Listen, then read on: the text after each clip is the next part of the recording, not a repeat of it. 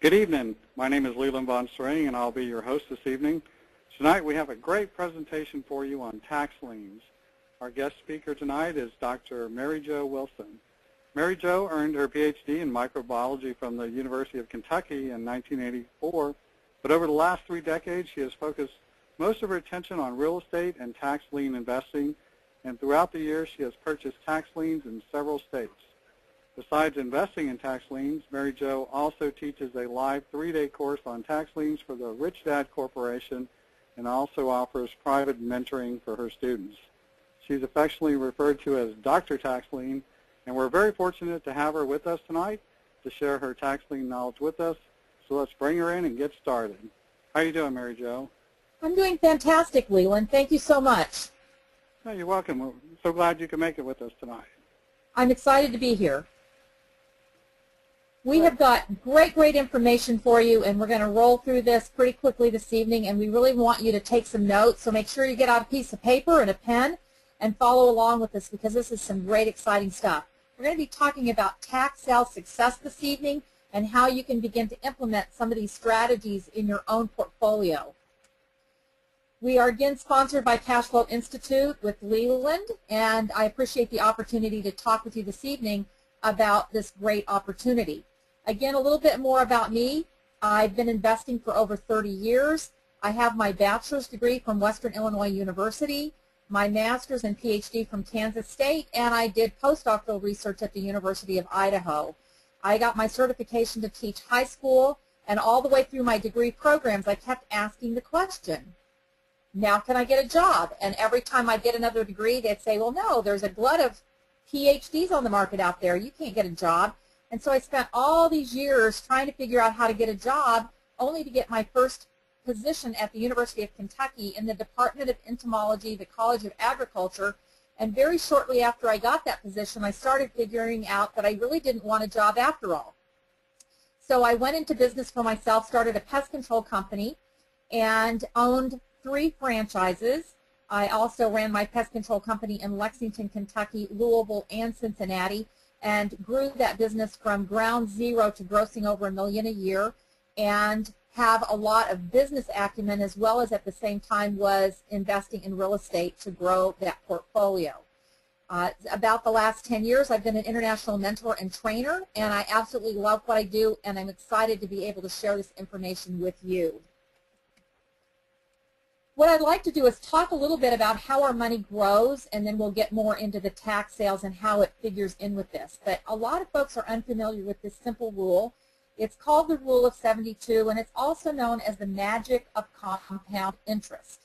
And how you use this rule is important in that you take the rate of return you're going to get on your money, your interest rate, and you divide that number into the number 72. When you do that, it's going to give you a number which represents the years it takes for your money to double in value. As an example, if your money's making 3%, which a lot of people would think, wow, I'd really like to make 3% on my money, where CDs are paying less than 1%, you divide 3% into 72, and that gives you 24, indicating that your money, if it's left to grow and it's compounding, that at the end of 24 years, you would have twice the amount of money that you started with. Likewise, if your money's making a 24% return on your money, return on investment, you divide 24 into 72, and it tells you that your money will double every 3 years. So what we're going to do is we're going to take a look at an example of a 20-year-old that decides to invest a one-time investment of $2,000 into an investment that's going to return various rates of return, and see how that money grows over time. And what we're going to find out is that it doesn't take a lot of money initially to grow a lot of money for your retirement, but what it does is it takes a lot of time so that you have a lot of doubles. So again, we're going to assume for this example that the money will grow tax-free. And where can we do that? We can do that inside retirement accounts. And we're going to look at where the money is going to grow, where we don't have to pull out taxes, and that 100% of that investment dollars can continue to grow for us every year. So again, we're going to look initially at 3%, then we're going to look at 6%, 12%, and then 24%. So if you look across the top, we have our rate of return, and under that, the years to double. Now, again, we got the years to double by dividing the rate of return into 72 and coming up with the years to double. Now, if we look down the column under age, it's got age 20. If we're going to double every 24 years, at age 44, we would have a double, and then at age 68, we would have another double. So if we put that investment in there at $2,000 at age 20, at age 44, we would have twice as much money, and then at age 68, we would double the 4 and have $8,000.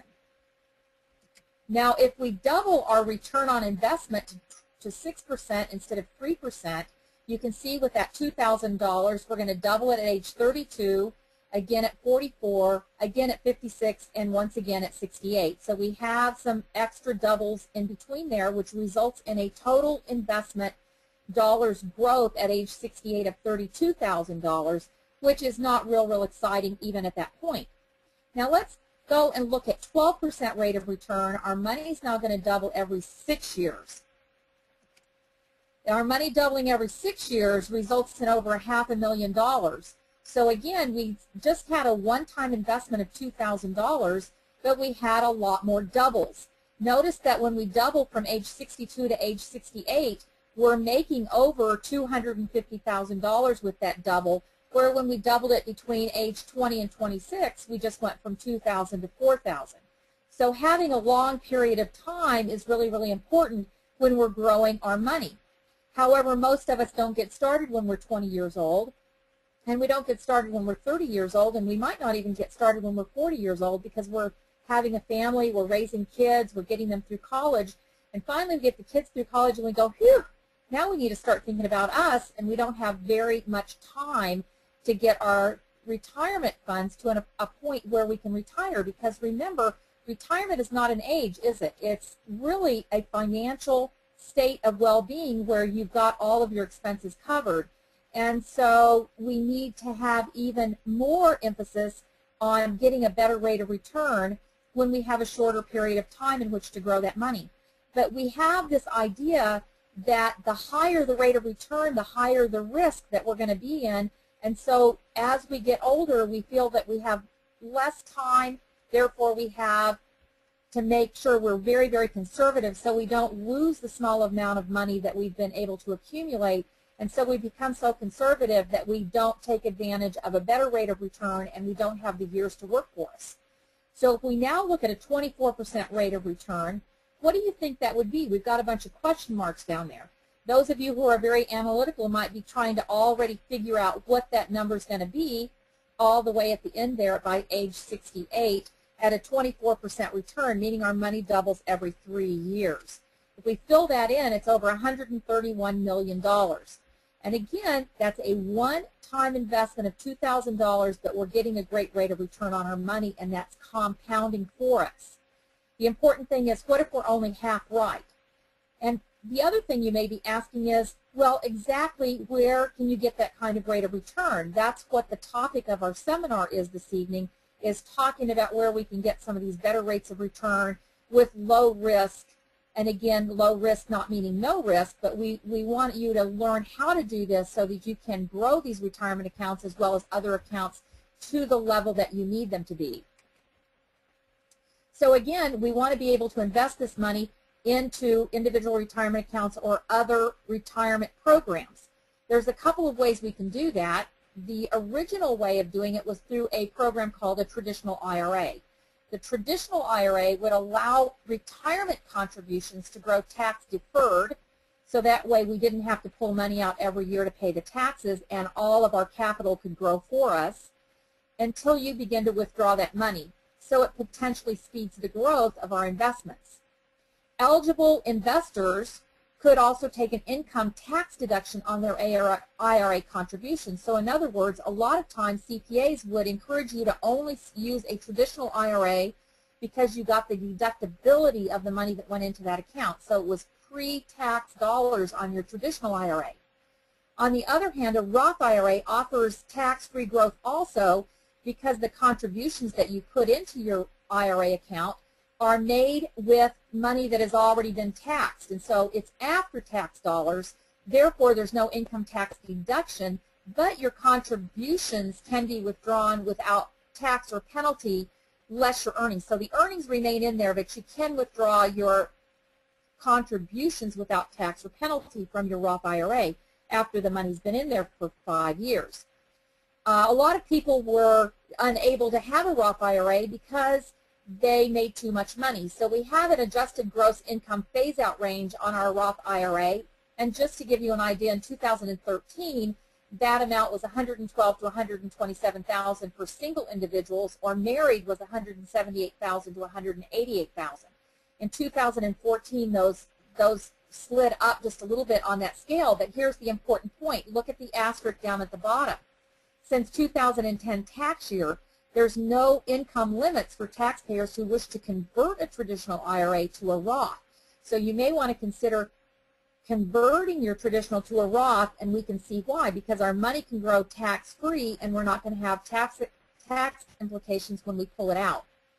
Again, you can contribute up to $5,500 or $6,500 for anyone 50 and older, and your contribution limits to a tax-deferred retirement plan, not an IRA but a contribution to a tax-deferred retirement plan, is $17,500 a year or $23,000 if you're 50 and older.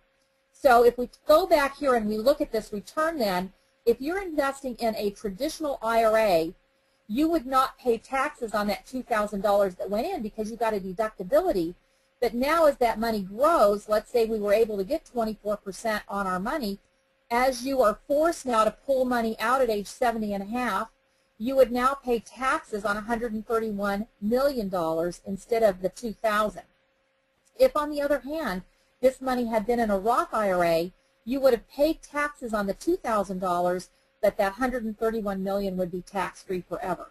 So you can see the advantage of paying the taxes on the seed rather than on the crop. So if we look at a farmer planting seeds in his field, he would much rather pay taxes on that seed than have to pay taxes on the crop, because hopefully in a good year that those seeds are going to result in a lot of additional seeds or a lot of food that you don't want to have to pay taxes on. So that's kind of the way those programs work. But the important question is now exactly how can we get this kind of rate of return? That's the big question, because a lot of people again think, well, we've worked so hard for our money, we can't really afford to risk the funds that we've already made in order to get the kind of rate of return that I'm talking about. So that's where we move into our tax sale profits and tax sale success. Is this is a great way to start building up a retirement account. And we'll talk about the reasons this works so well together. A little bit about our terminology. A tax lien is basically a loan that you're going to give to that property owner, but you're not going to give that directly to the property owner. You're actually going to give the loan to the tax collector. And the tax collector is going to take that money on behalf of the property owner, and they're going to have a certain time frame that they have to pay you back. So a lien is a loan that if they do not pay you back, you can turn it into a deed by foreclosing on that lien at a later point after that redemption period, which is what that period of time is called, that the property owner has to pay that money back. Now, in some circumstances, the tax sales actually are selling a tax deed, and tax sales are normally either at the municipal level up in the northeast part of the country or at the county level in the south, midwest, and west. So a tax deed, when you go to a tax deed sale, you're actually purchasing the property. So it's a deed to the property, which is ownership, and that deed may or may not have a redemption period, meaning it might be a redeemable deed like they sell in Texas, Georgia, and Tennessee. So liens are basically a lien against the property, and the deeds are the actual ownership.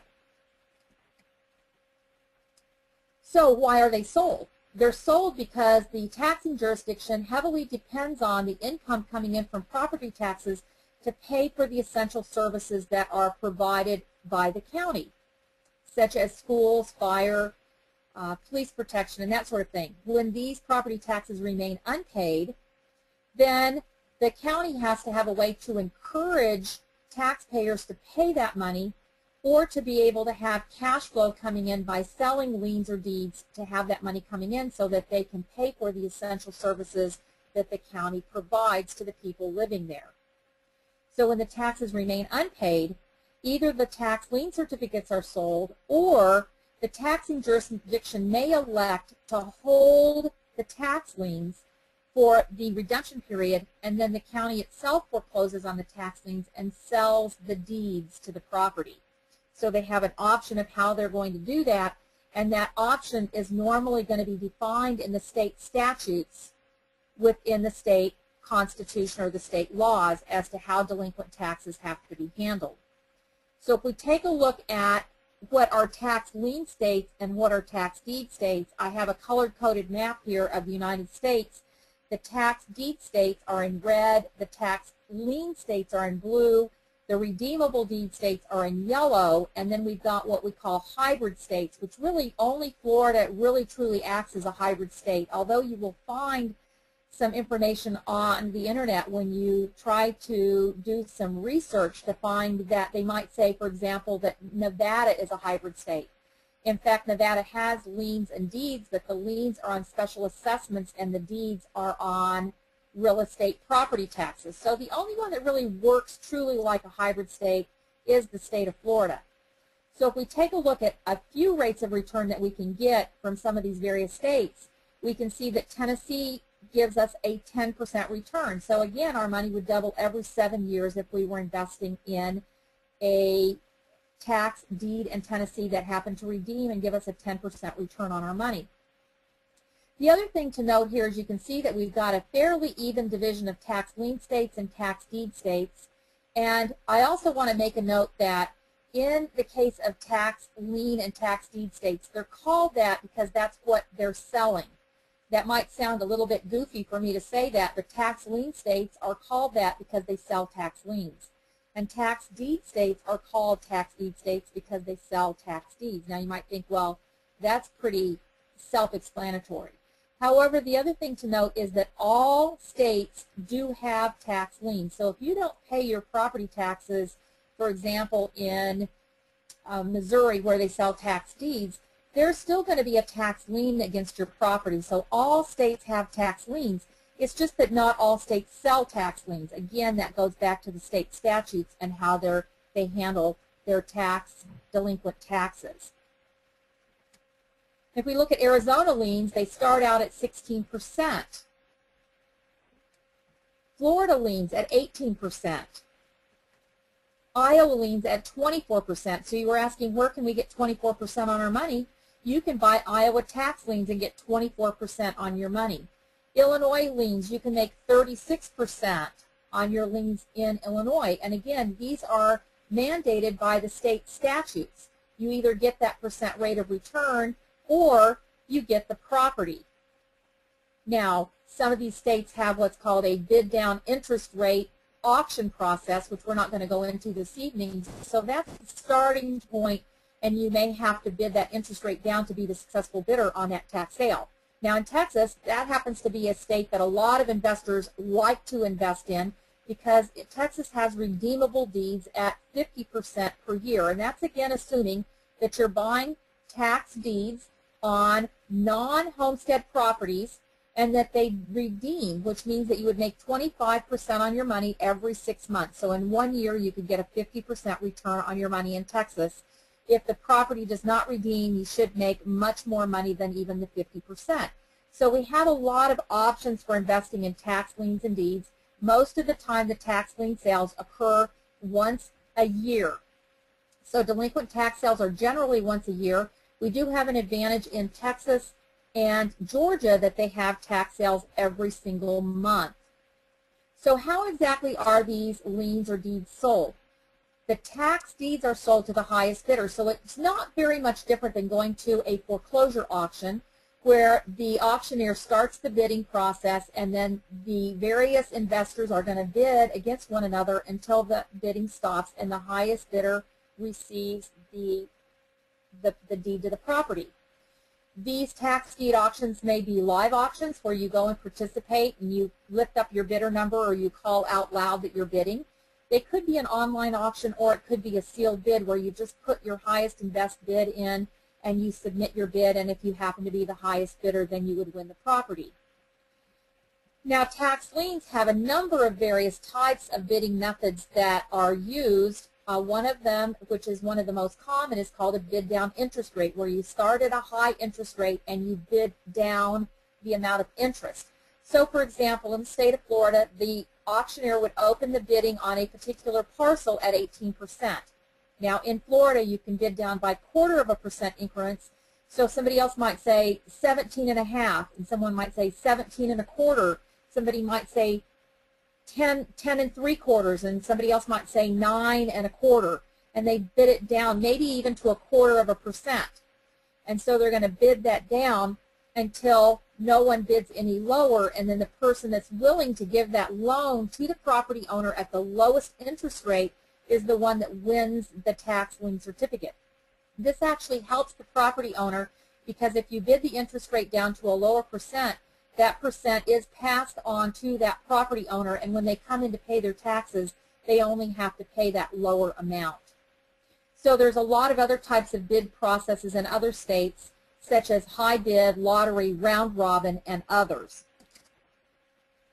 Tax liens, one of the huge advantages of tax liens is that they are high priority liens. High priority liens meaning that they come in front of the mortgage or the deed of trust, which is phenomenal. So I call them big bully liens because they jump right in front. Many of the time, the liens, as they are recorded, their priority comes in order of recording time. So if you look at the phrase first in time is first in line. But our tax liens are high priority liens, which means they're like the bully in grade school that push their way to the front of the cafeteria line or the front of the recess line. They push right in front. So even if they're recorded later, they come in front of those mortgages and trust deeds. Their interest rates are quite high. Again, we've seen what kind of interest rates these tax liens can pay, and they encourage investors and penalize taxpayers anywhere from 8 to 18% and even upwards of 24 to 50%, as we see in Texas. Again, what's really great about tax liens is we have security behind the loan because we have collateral. We have the actual real estate, and the real estate secures the tax lien. So we also have a backup plan, because if we're buying tax liens on properties where there's a mortgage, most of the time that lender is going to show up and pay the taxes so they don't lose their collateral by the tax lien investor being able to foreclose out their position.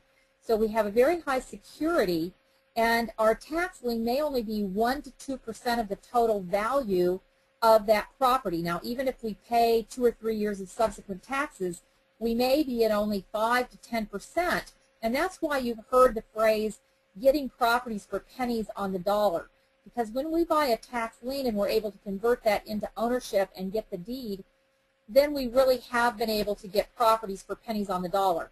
If we are going directly to a deed sale and we are competing against other investors for the deed itself, then we may expect to pay 50 to 70% of the fair market value for that property at the deed sale. So the true pennies on the dollar is buying the liens. When they don't redeem, then we end up with the property. Okay, when a lien is converted to a deed, because of the fact that it's a high priority lien, most of the other liens are wiped out, including mortgages and judgments. The only other types of liens we have to worry about are our other government liens, like municipal liens and IRS liens.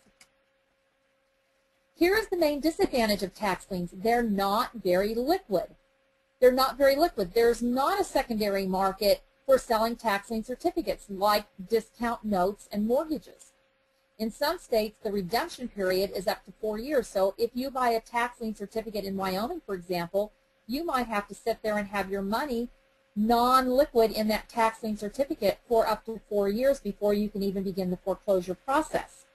So you are at the mercy of the property owner to wait until you're going to get your principal and interest. Now, a lot of times people think, well, if I'm making 18% interest on my money, every month the tax collector is going to send me my interest payment. That is totally and completely false.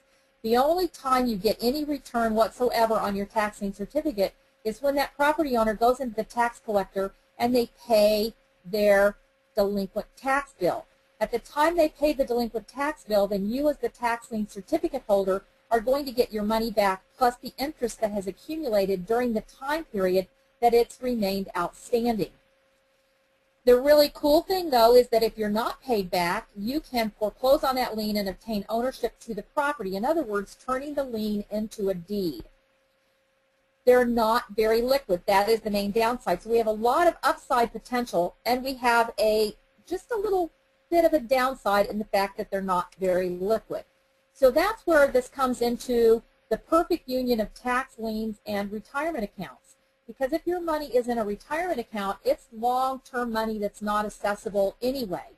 And if you're investing in tax liens inside of that individual retirement account, now you can negate the one downside to tax liens in that they're not liquid, because the entire retirement account is earning a great rate of return. It's growing for you. You're implementing that rule of 72. You're getting a lot of doubles. You're getting great rates of return.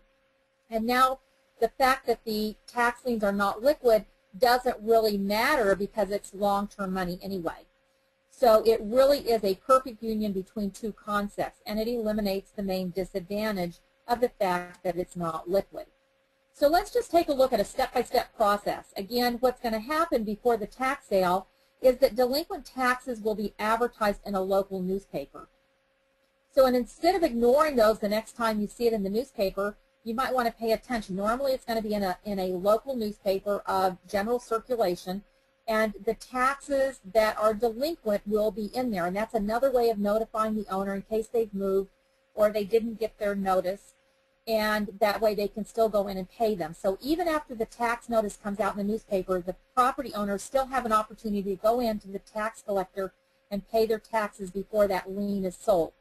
Now the sale will be open to the general public, and you may have to register in advance, but you generally register in order to be a bidder. So if you want to register your self-directed IRA, you just register the name of your self-directed IRA company. If you're going to bid for your LLC, you register in the name of your LLC, and if you are going to buy them in your own name, you register. So you may actually register 3 different times. You might have an individual, your individual Social Security number down as a bidder and get a particular bidder number. Your LLC might have a separate bidder number, and then your self-directed IRA would have a bidder number as well. You want to register however you want your name to appear on the certificate or the deed. And if you pull money out of your IRA to invest in a tax lien, the tax lien certificate would have the name of your custodian on there for the benefit of you, and then when it redeems, that money is made back to the custodian of your IRA, so it's not considered a withdrawal. You are directing the investment inside of the retirement account. So you bid on the tax liens and deeds by different methods according to the state statutes, and the winning bidder typically has to pay cash or certified funds at the end of the auction. Sometimes you're required to pay immediately after you win that auction, to go to the table and pay, and in other taxing jurisdictions they may give you a little bit of time to go to the bank and get the money that you need. Nice thing about online auctions, a lot of these tax sales are moving to online formats. You generally have a few days in order to get your funds transferred to pay for your winning items. The investor then will be issued a tax lien certificate or a tax deed in whatever name you registered. And again, if you purchased a tax lien certificate, when it redeems, the check again will be issued back to the name on the certificate. Once you have a deed, you can implement your exit strategy. So by buying tax liens, you don't have any ownership. So don't go knock on the door and ask the people when they're going to move. Don't go ask if you can inspect the property or climb up on the roof and check out the roof. You don't have any ownership position. You just have a lien against the property.